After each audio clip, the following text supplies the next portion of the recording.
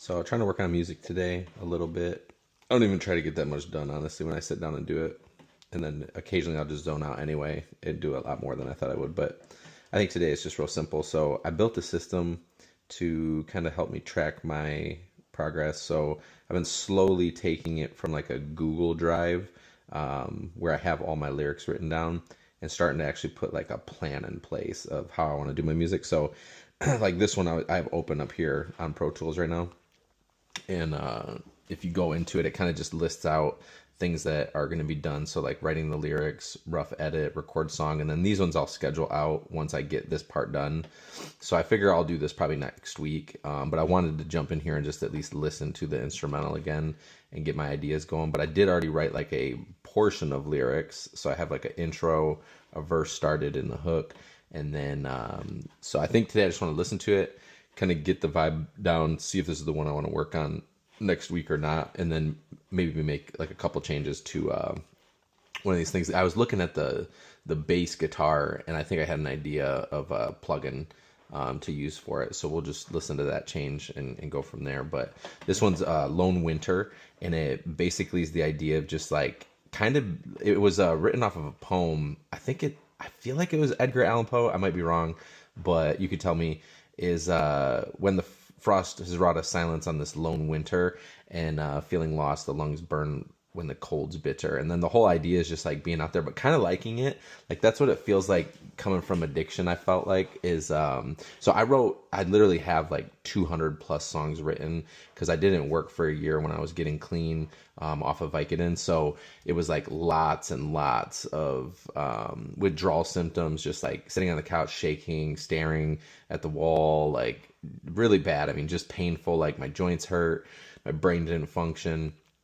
And I watched a ton of like Japanese, Korean, and Chinese film in there, like just with subtitles on.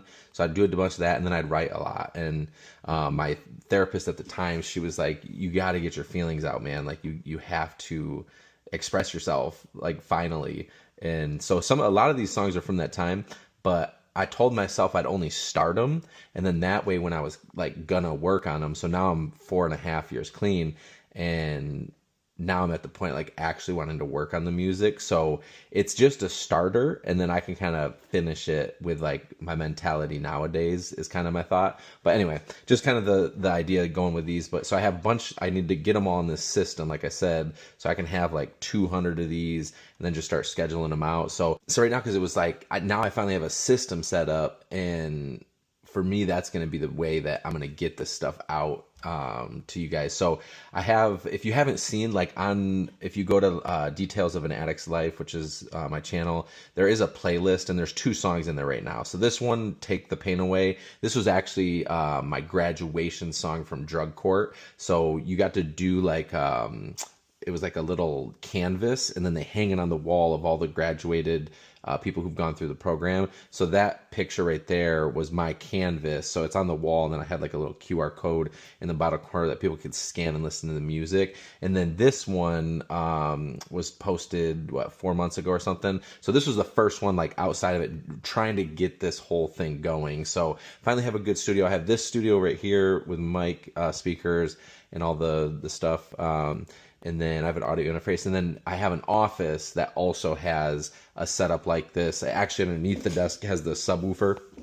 And so my goal is just to be able to have like a couple spots. The office is like where I drop my kids off. So for me, it's gonna be a lot easier to get work done there. If I drop them off, want to stay in town, I can work on music there or work on my business. And then also when I'm here at home, I can do the same thing. So I feel like creating the structure was the hardest part of it. Now doing the music is gonna be super easy for me. So it has been obviously like 1 year, 4 months ago. So this was like, 6 months gap between things pretty much. I want to get down to doing 1 per month, and then I'd like to do bi-weekly and then weekly drops, and then just see where it goes from there. But I definitely have the ability to do it now, and definitely the structure to do it. So I'm really glad I took the time to just set it all up, to be honest, because I did get like all these right here too. These are all instrumentals that I've already purchased. So it's just like time to go to work, I guess, is the best way to put it. And that's kind of what I'm focused on. So we'll get this started here. And then, like I said, the bass right here is the main thing. So when it jumps in here at like, what, 24 seconds or something, I think I was looking through these, and I think the one I want to do was, let me find it. I think it's this Chandler Curve Bender one. Yeah, I like this. So if you can hear the bass, maybe we'll jump out here, because I feel like a bunch falls out, and there's, yeah, there's the bass right there. And then I liked this. Yeah, it just adds it like a lot deeper. So I think it took it to peaking, so I'll probably have to bring that down now, because I did have it higher in the mix just to even hear it. And that looks like it took it down. Yeah, so it was at 2.4, like that. So it was peaking at 2.4. Oh, it was still a little bit.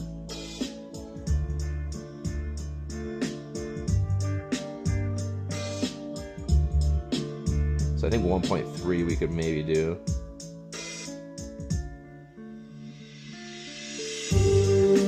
Yeah, I like that. Okay, cool. So we'll do 1.3. Gives it a little bit extra. So I'm not sure exactly what happened here. It was a preset by underneath Howard Willing. So, but it did look like a bunch of this stuff got pushed down because it was at those higher numbers there. And then, but I like that sound. That sounds really good to me. So we'll run that, and then. But I love this instrumental. There's a lot going on here. I think it's Hanto Beatmakers. His intro's always like Hanto on the beat. But his stuff's pretty good.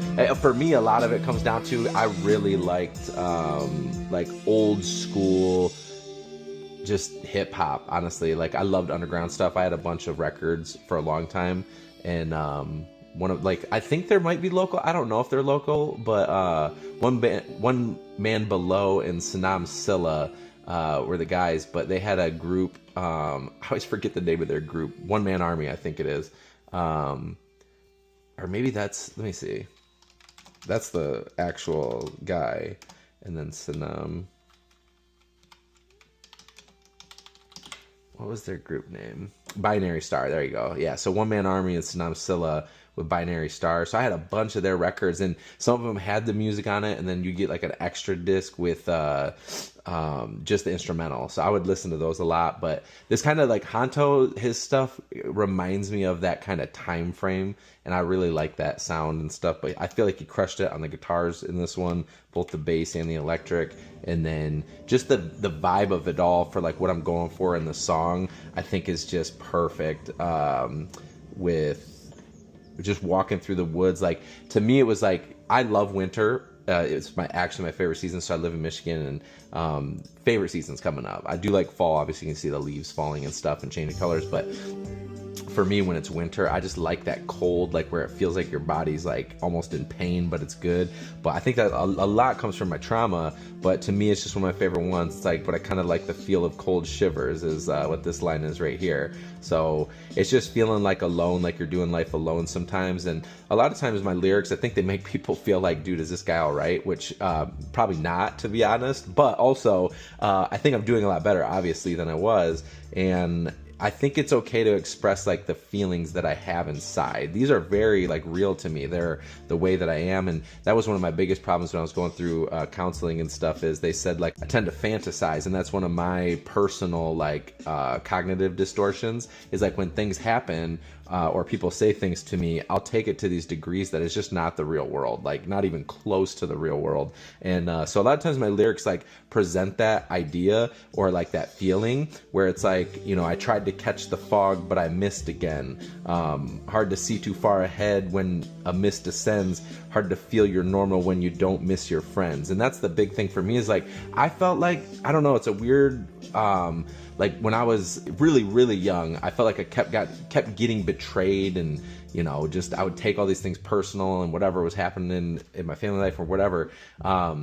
It was like, it was hard for me to connect and like attach to people. So it wasn't like I had the same type of like loyalty or like, oh man, we're boys. And I would like present that way, which is fine. But also I realized like a lot of it was super selfish. Like I just was trying to survive and make it through. So like if someone said something to me, I would fantasize and be like, dude, I'm gonna, you know, next time I get a chance, I'll get them back or whatever it was. Like really weird ways that my brain processes. And I can definitely see it still happen, especially in business. Like when business is going and someone owes me money or something, I tend to like go very quick to that thought pattern. But I've definitely been growing out of it. I've noticed is like, I don't take things as personal. I don't react as quick. I don't like just tell people to like, hey, fuck off. You know, I don't need your money. I used to do that. Like for real, I'd be like, I don't need your money. Fuck off, bro. And then hang up the phone. And I've definitely gotten out of that and really keep it more like logical. Like, hey, this is what I did for you. And, you know, I feel like it was fair. And if they don't pay, it's cool. I don't even take it to heart anymore. But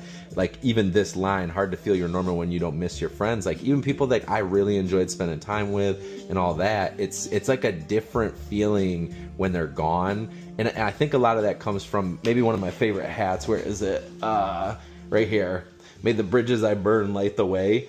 I think like, even though like I don't want that in my life and I don't want to present the way of like, oh, I'm just going to burn every bridge. But I think like in hindsight, I hope I learned something from all that stuff where I burned bridges with people and then had the consequence of it where they're gone. And it's like, even though I don't feel the same way of like, oh, I miss them so much, I do realize like, oh my gosh, it does kind of suck to be lonely. In the cold, especially like when you're going through things, to feel like you're alone is not the best feeling. So I don't know, just like processing it all and realizing in the lone winter, it's like, yeah, I do like to be alone because at least no one's gonna hurt me. But then I also find out I just hurt myself anyway. I fantasize, do things, very self-sabotaging, and so just growing over time is, I think, something I'm just trying to figure out.